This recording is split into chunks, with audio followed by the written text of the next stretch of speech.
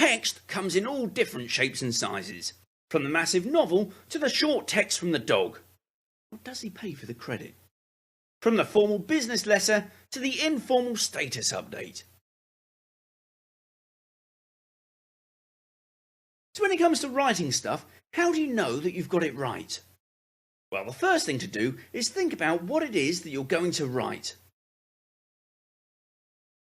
Are you going to write a report, an article, story, set of instructions, an email, or a text message? Or are you going to write something else completely?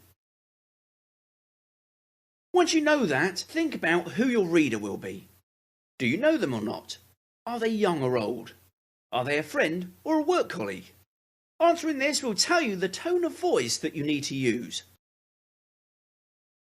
For example, writing a business letter to your boss will probably have a formal tone of voice. Writing a letter to your mate probably won't.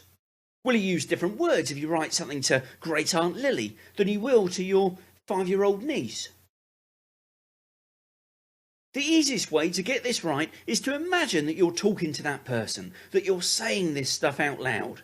If you don't know the person who's going to be reading your stuff, then it's usually safer to adopt a slightly more formal tone. And even once you've got the tone sorted, how do you know if you've got the format right? Well, let's look at letters. There are a couple of things that letters have that other text doesn't. For example, the address at the top.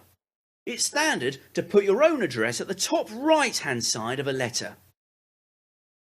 If you're writing a formal business letter, then the address of the person that you're sending it to will usually go underneath it on the left-hand side.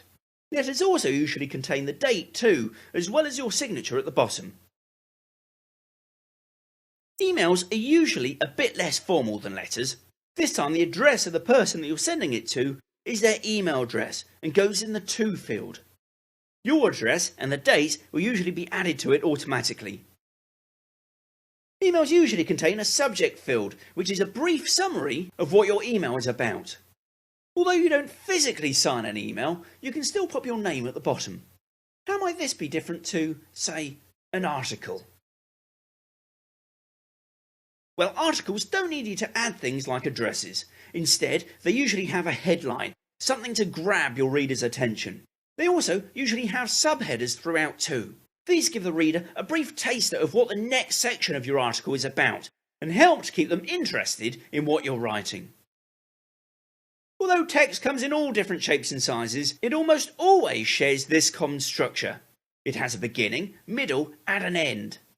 The beginning of your writing will tell your reader what it's about.